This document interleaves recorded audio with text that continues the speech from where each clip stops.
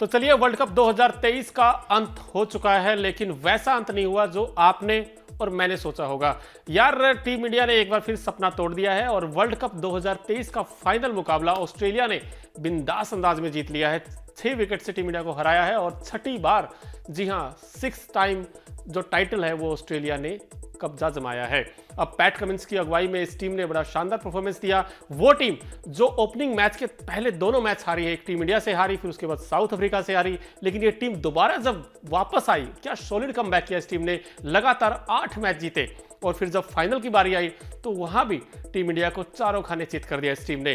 तारीफ बनती है पैट कमिंस की, जिस तरीके से उन्होंने captain leading from the front, उन्होंने जिस तरीके का रोल प्ले किया इस टीम के लिए। लेकिन दूसरी तरफ देखिए, अगर इस मैच को आप देखें, 2 तरीके से देख सकते हैं इस मैच को। पहला चीज ये कि जब टॉस हुआ तो उसमें पैट कमिंस ने पहले फील्डिंग करने का फैसला किया, लेकिन टॉस के वक्त रोहित शर्मा ने कहा कि हम पहले बैटिंग करना ही चाहते थे। अब देखिए, बैटिंग भी आ गई।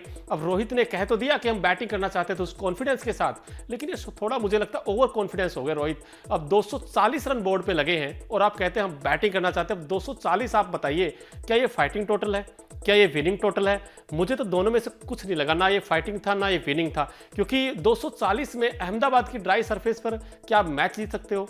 अब बैटिंग देखिए इंडिया की, रोहित ओपन करने आते हैं, उसी अंदाज में खेलते हैं जो अब तक उन्होंने वर्ल्ड कप में खेला है। वो नेचुरल अटैकिंग क्रिकेट खेलना, लगातार शॉट्स खेलना, पुल शॉट खेलना, और हालांकि उन्होंने प्रेशर बनाया, लेकिन दूसरे एंड से साथ मिलना बहुत जरूरी था। अब दूसरे एंड से शुभमन गिल ने एक बार फिर से वो दिल तोड़ गए और जल्दी आउट हो गए। अब 4 रन बनाकर शुभमन गिल आउट हो जाते हैं, लेकिन रोहित एक एंड से अच्छा खेल रहे थे। अब बैटिंग करने आए हैं गिल के आउट होने के बाद कौन, जो इस टीम के सबसे हाईएस्ट रन गेटर, बल्कि वर्ल्ड कप के हाईएस्ट रन गेटर हैं। 711 रन बना चुके हैं विराट कोहली। जैसे विराट कोहली क्रीज पर आए तो दर्शकों का शोर था और विराट पारी की उम्मीद थी, और विराट ने कुछ ऐसा ही खेल खेला। उन्होंने एंकल रोल प्ले किया और एक समय ऐसा लगा कि रोहित और विराट शायद इस टीम को निकाल लेंगे, लेकिन फिर रोहित जब 1 ओवर में 10 रन आ चुके हैं, बड़े शॉट्स खेल लिए, उन्हें बाउंड्री मिल चुकी है, लेकिन उसके बाद अक्रॉस द लाइन जाकर वो मैक्सवेल को, पार्ट टाइमर को विकेट दे गए। अब ऐसे में टीम इंडिया फंस गई। अब इंडिया ने 2 विकेट खो दिए हैं। फिर बैटिंग करने आए श्रेयस अय्यर, अब 200 बैक टू बैक लगाए हैं, इन फॉर्म बैट्समैन, लेकिन अय्यर ना उस तरीके का शॉट्स खेल ही नहीं पाए जो उनसे उम्मीद की थी।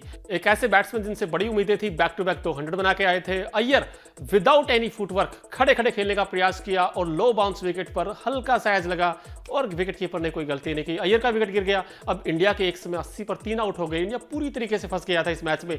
फिर विराट और केएल राहुल ने वो संभलते संभलते हुए वो पारी को निकाला बाहर, यानी कि नैया पार लगा दी थी। 148 पर टीम इंडिया के 3 आउट हो चुके थे और अच्छी खासी स्टेज थी। हालांकि ये बात जरूर थी कि इंडिया ने उस अगर आप देखो 29-28 ओवर तक सिर्फ एक ही चौका आया था, लेकिन पारी कुछ हद तक ठीक हो गई थी, क्योंकि आपने तकरीबन 27 ओवर में 148 रन आपके बोर्ड पे लगे हुए थे। लेकिन फिर विराट का विकेट, वो प्ले डाउन आउट हुए, इनसाइड एज लगा बैट का और गेंद डंडियों पे जाके लगी, और उसके बाद विराट की पारी का अंत हो गया। अब विराट ने 54 बनाए, अच्छे रन बनाए, लेकिन वो 100 नहीं बना पाए विराट फाइनल के मैच में।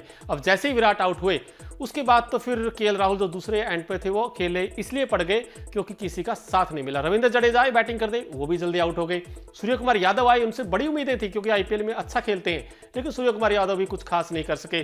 और फिर तो टेल ही बची थी और टेल भी एक के बाद एक बैट्समैन आउट हो गए। पूरी इंडियन टीम 240 रन बनाकर इस विकेट पर ऑल आउट हो गई। अब ऑस्ट्रेलिया के सामने 241 रनों का टारगेट था और ऑस्ट्रेलिया के लिए यह टारगेट उतना बड़ा नहीं था शायद जितना उन्होंने सोचा होगा। अब 241 रन का टारगेट का पीछा करते उतरी ऑस्ट्रेलिया टीम। डेविड वॉर्नर जो इन फॉर्म बैट्समैन थे, उनका विकेट बड़ी जल्दी इंडिया को मिल गया। मोहम्मद शमी के आउटस्विंग गेंद के साथ वो एज लगा और उसके बाद विराट कोहली ने आउटस्टैंडिंग कैच पकड़ा और भारत को पहली सफलता मिल गई। उसके बाद मिच मार्श आए, उन्होंने बड़े बड़े शॉट्स खेले, अटैकिंग क्रिकेट खेला, लेकिन मिच मार्श भी ज्यादा देर विकेट पर टिके नहीं, उनको भी आउट कर लिया।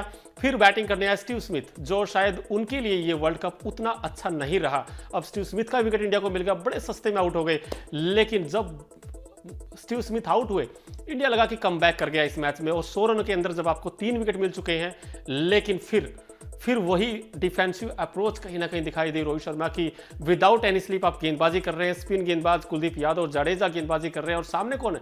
मानस लाबुशेन, जो अच्छा खेलते हैं, जो क्रीज की डेप्थ का अच्छा यूज करते हैं। अब अपने विदाउट एनी स्लिप आप गेंदबाजी कर रहे हैं, तो मानस लाबुशेन ने क्रीज की डेप्थ का अच्छा यूज करते हुए पुल शॉट खेले, कट खेले, और धीरे धीरे करते हुए पार्टनरशिप पनपी दोनों के बीच। एक तरफ से ट्रेविस हेड, एक तरफ से मानुस लाबुशेन की सूझबूझ भरी दोनों की पार्टनरशिप 192 रनों की हुई और 192 रनों की पार्टनरशिप ने ऑस्ट्रेलिया को ये मैच जिता दिया। अब इंडिया की टीम के सारे गेंदबाज उस रंग में दिखे ही नहीं दोबारा और भारत ये मैच हार गया। अब ये एक हार फिर हाहाकार, कई सवाल भी उठे, कई बवाल भी हुआ, क्योंकि ये हार चुभेगी बहुत। क्योंकि देखिए, आप जब फाइनल स्टेज पे आ जाते हो, सिर्फ एक कदम दूर रह गया इंडिया, और ये हार कहीं ना कहीं करोड़ों फैंस का दिल तोड़ने वाली हार है। तो फिलहाल आप भी बताइए, इस हार का कौन बड़ा जिम्मेदार है? क्या आपको लगता है कि सूर्य कुमार यादव इस हार के बड़े जिम्मेदार हैं? क्या आपको लगता है शुभमन गिल, या फिर आपको लगता है कि सुरेश अय्यर ये इस हार के जिम्मेदार हैं? तो प्लीज़ आप भी हमें बताइए, और इस वीडियो को लेकर आपकी क्या राय है प्लीज़ हमें कमेंट्स बॉक्स में ज़रूर दीजिए। और अभी तक अगर आपने न्यूज़ नेशन को सब्सक्राइब नहीं किया है तो जल्द से जल्द प्लीज़ कर लीजिए।